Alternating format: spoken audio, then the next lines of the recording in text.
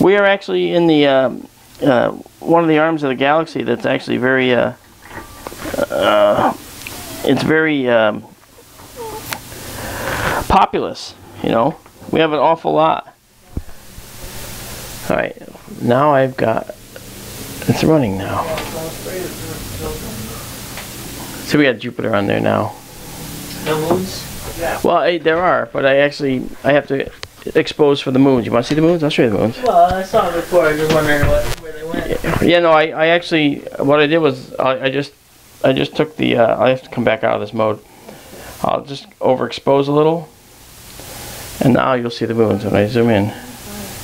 Okay, so here come the moons. They're there. Now you see, there's one moon just coming around the limb. See that? Let me. I couldn't really see the moons with the... See, there's one in the upper right. There's another one in the middle there, and then there's one right at the limb. I think that's pretty cool. Do you like looking at the moon, or is that too bright? No, I've looked at the moon with this, but not obviously tonight. The moon isn't out, but I don't. Now, just so you know, that planet that's right there on the right close to the limb, that's actually Enceladus. That little moon is Enceladus that you see right there at the very, very limb of Jupiter. Have you, this guy right here. Okay, see right there. That's Enceladus. Okay. This is Io. Okay, that's the really small one. That's actually the closest one to Jupiter. So you say, well, why is it so much farther away? Because we're seeing it in 3D. Enceladus is on the far side in its orbits. It's way out. Okay. Then way out here, okay, we have. Well, no, Io was much smaller, in fact. But Enceladus is bigger. So okay, all right. So when you see it, it's in a bigger circle. See, like out here, and when it goes behind, it looks like it's much closer, but that's an illusion. This is Callisto out here. All right. Yeah, Callisto, and then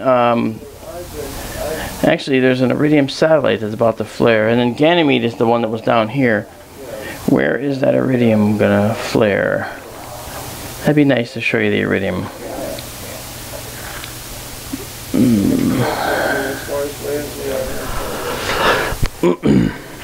Hey, we have an Iridium flare coming, so we want to keep your eyes open. How do you know? Yeah.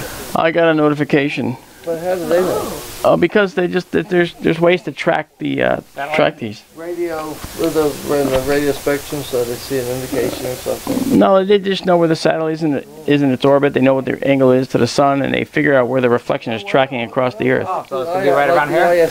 Well, yeah, we should see when if you look up, you gotta look for a satellite that just starts getting really bright. Okay. It could go as bright as Arcturus. Where will the satellite be moving? What kind of vector? Well, west to east. Well, that's the thing. I couldn't see where it was actually coming from, so I'm at a loss. I can't tell you at the moment. Yeah, exactly. Just look at different areas, and it could be anywhere within like 3 to 4 minutes. Are you doing south? I'll do west. I'm going to bring up another application that might be able to help us find this. How long do they last, Mark? Iridium flares last about 2 to 4 seconds, but they get very bright when they do. Somebody looking north and east? And call everybody else when you see it. I can figure this out. I'll find it. Do you have an exact time when it's coming up? I will. Is what I'm getting at. I'm gonna get you one.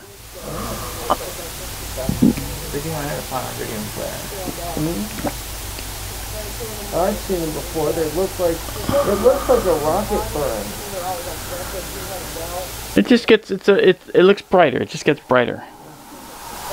Maybe I saw a rocket burn though. Maybe you did. How many miles up above that is satellite? Let's see. Oh, this one's gonna flare. This one's gonna flare in the west. Okay. Out west. Yeah, it's gonna be down. Oh man, I don't even know if we'll see it. Published on my phone, but my phone is. Hey Warren, it's gonna flare out. If we're gonna see it, it's gonna flare by out just below Jupiter. Below Jupiter? Yeah, if it's gonna flare, if we're gonna see it, it'll flare below Jupiter. And I'll tell you, I'm looking at it. I'm looking at the thing. It's usually so accurate that I can actually set up my camera and start taking an exposure before it flares. It flares, I catch it on the exposure, and then it goes away. Oh shoot! According to this, we missed it. Aha! Come on, did we really? It could have been behind your house even more.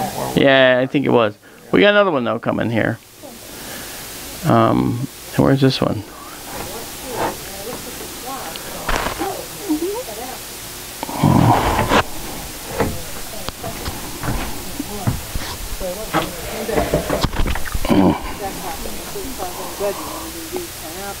Kind of crappy skies. I apologize. It's all my fault. You can't control that. It's all my fault. You know, that night when you gave the speech at Pine Bush, Well, yeah, it was crystal clear. it was. You know? You know, and the day after we went back to one of the other Bill's. You know, Bill. Yeah, yeah. We went back to his place and Oh, you did? and we did a live stream that night. Keith and I, P&K Space Imaging. Yeah. So that one isn't there. Well, yeah. Because that's the only way we can do it. Oh man. But a lot of people are afraid to do that. Well, when I had kids. Okay, so. Yeah. I had one witness to one. That's the one who took the part. Otherwise, that's north there. West. Just south of Martel.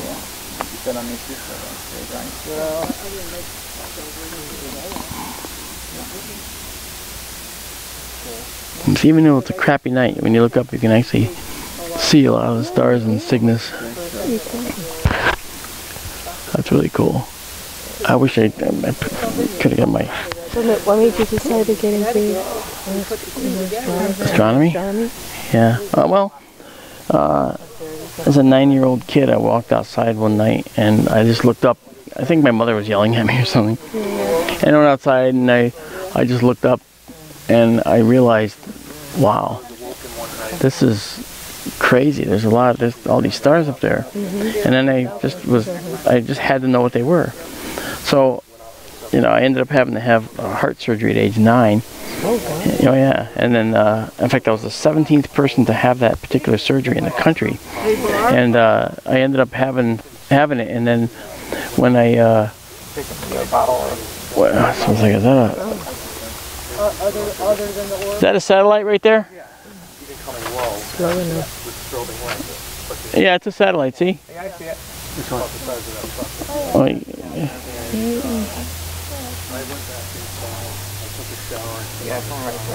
Yeah, that was a satellite. No, it went into the Earth's terminator, where the shadow of the Earth is.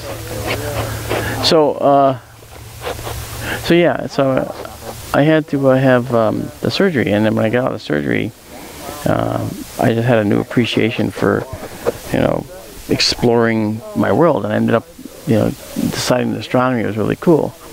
And I just looked up, and because I couldn't do anything, they made me rest all the time, and I was having a good time looking at the sky. So I decided that I would read about space stations, and I actually drew up on notebook paper a space station plan on like 6 or 8 sheets of notebook paper. And then when I did that, I ended up sending it to NASA. And you know, my mother was humoring me, you know, and they sent it to NASA. Well, it took about 4 or 5 weeks, and one of the NASA scientists read it, circled things I did right, said, "Good job, this is an awesome idea, blah, blah, blah," sent it back to me, along with a big box that I called my space box. He filled it with mission patches, models, books. I know. That's great. Yeah. And It was What a great way to get started. oh, let me tell you, and it was so cool. And by doing that, okay, and his name was Bert Lee, and he goes by the name now of Gentry Lee. And today, Gentry Lee, that NASA scientist, who was a 20-something-year-old back then, is now the head of JPL's Outer Planet Directorate. And he's in charge of all robotic missions to the planets. And I wrote Gentry last year, and I said, I'm sure you don't remember me, but I sent you a space station plan back when you were a lowly NASA scientist, and you circled all these wonderful things, that because of you, I got into astronomy and space. Nice. And he wrote me back, and he says, I cannot believe it. I don't remember that story at all. Really? But he did not. But he says, I am so happy that I could help you do that. Let's keep in touch. So we've been, yeah. I like it. Yeah, he's a very, very nice guy, you know. Nice meeting you. Dave, thank you so much. And thank you for the champagne. That was awful kind of you. Yeah, no problem. My pleasure. Yeah, awful kind of you. Yeah, thanks for opening Mark, up. thanks, pal. This, No worries, yeah, man. We'll do it again. I'd love to get my son Well, here. He was too tired. In a clear night, and when I get the monitor outside, it's very different. Very different world. Still did look better than it would have been all cloudy. Yeah, Yeah, actually. Digs, and now I know where you are. Yeah, you can see, you know, we've got Vega. What is that And, thing right there? Is that a plane that we don't see? That's a plane without the flights? Probably. Yeah. it's aliens! Look, it disappeared! Actually, you know what happens though? It disappeared. Yeah, don't get me arrested here. I live at the end of every airport, right next to it, and I flash planes all the time. Yeah, but that seeing your naked butt is not the same as shining an argon laser at them. Where did that light go? I think, Well, actually, where it goes is when the planes when they're coming in for a landing they're facing us. Yeah. Then when they change onto final or base to go into Bradley, which is up there, then the lights seem to be going away. my house, I got the tracks go right over my house. What do you call that? The approach. The flight approach. Yeah, approach. Yeah. Yep. All right. Take care. Hey, thanks, Dave. Thanks for coming up. See you soon. Thank you so much for coming. September. Guys, thank you. Awesome having you here. You do it in like September? That'll be a great time of year because it's air sky. It'll be crisp. The air will be crisp, you know. Crisp mean freezing. No, not freezing in September. There's some beautiful. Crisp you mean cold. Cool, yeah. Yeah, okay. All right. Cool, but the air is clear and Yeah. you know it seems to be good for it generally for looking at this. Yeah. But, Tonight is a sort of a so-so, you know, kind of night, but it's okay. hey, no, I have to see a bunch of things, so it's cool. Yeah. Did you guys have a good time anyway? Yeah, this is pretty cool. This is that northern. Likewise. Cross, Mark. Thanks, man. This is the northern cross here, Thanks, Armando. Thank you for your right? hospitality. Of course. Start bringing From, pizza and stuff. Nah, that's okay. You're Mufan Armando? This is Mufan Armando. Oh, okay. Warren. Let's move on Armando. Warren, Yeah. nice to meet you in person, Warren. Yeah. Armando comes here and he sets up his own radio station. Yeah, I know. Okay. Earlier, yeah. Is this that That's cross awesome. here, Mark? That northern Yeah, that's the cross? Northern Cross. Yeah, exactly. That N star. Can I see your laser point from there? Okay. Hi, now I can flash planes. Warren did it. That N star right there is called Alberio, and when you look at it in a telescope, it's orange and green. It's a double star. It's a binary. So the one that kind of flips around? No, it's actually orange and green. Okay, or blue, and it looks beautiful in the telescope. You know, and you gotta imagine. You have two stars of two very different kinds that are going around each other. You have to wonder, how do they form? Because stars that are very different like that should form together. Okay, it shouldn't form together. They should actually, form separately. So maybe they formed in separate places and then captured each other or whatever, or maybe they actually ended up forming just like we see them. You know. Because what we didn't get to see was nebulae, the stellar, nurseries where stars are formed. We didn't get to see that, but they're all over the place. Where we look in the sky, there's a stellar nursery here or there. I like the thought that maybe they kind of just willed themselves in that way to mate. To mate? Yeah, I mean, what if galaxies were conscious? Tomato? I read in a paper that they said something like Pluto was alive. There's the headline. I didn't look at the article, but yeah. the Gaia hypothesis to the galactic level. That would be interesting. Yeah, I mean, there's all kinds of Who knows thought how it processes. works. Yeah. Who knows how it really works. We'll find out. Yeah. Find out.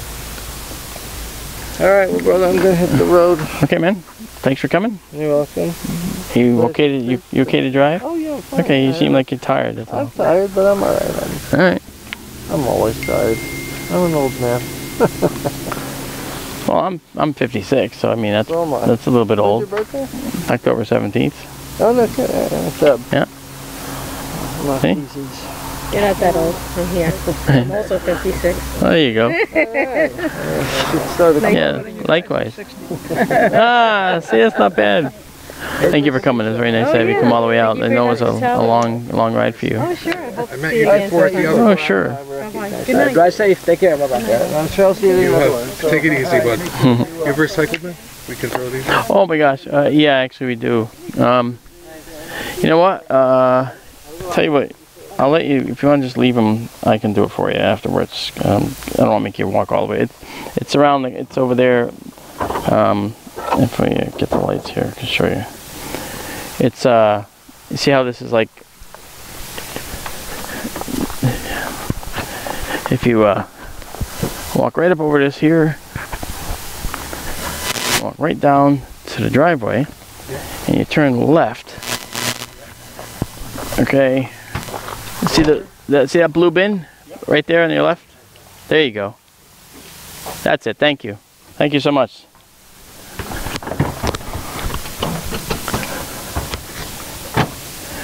And of course the light always helps. Yep. Thank you, Mark. Seeing you around. Okay. Hey, it was so good to have you. Yeah, likewise. Good to see you, man. Nice to meet you. Nice to meet you too. Yeah. I know the time up here.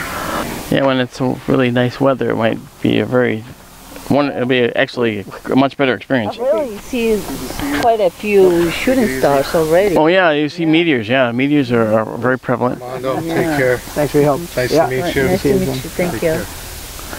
Yeah, and then you know, obviously it's cloudy, and that's things that takes away like 3/4 of the sky from you. Not bad now. You know, but I mean, there's people who come out and see this and say, "Wow, this is better than what I see." But if you're from Barkhamsted, this is not better from what you see. You know, Barkhamsted's a little better than this. You know, A little darker. just a bit. Is that somebody's special note? Low note maybe. Oh yeah. Highest ideals of enlightened society. Okay, I have no idea what that is.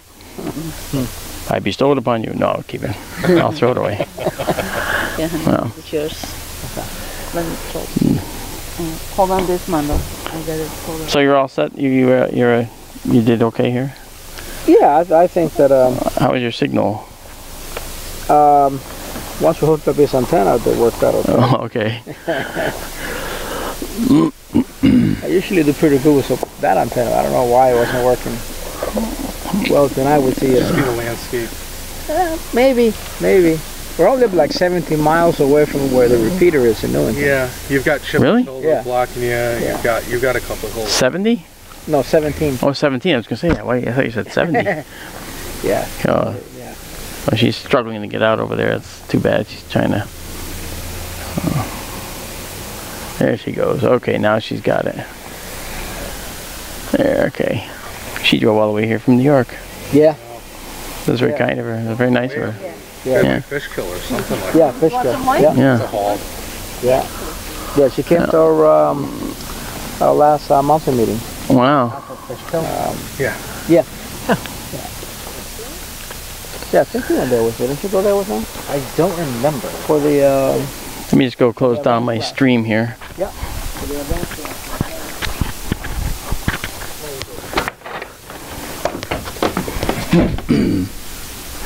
Well, I know that last few minutes wasn't much, but I'm going to stop the stream for now. Thank you for coming. It was sort of a cloudy night. It didn't work out the best, but we just had a bunch of people here, and we'll have to just leave it at that. So I hope you all had a good time, to the extent that you can have a good time. And I will see you tomorrow, and maybe on a clear night, actually do some streaming. Okay, I've also got a simulator planned for us to use, which is going to be able to simulate all kinds of really cool interactions with gravity. It'll be kind of cool. But in any case, long night. I'll talk to you later. Good night.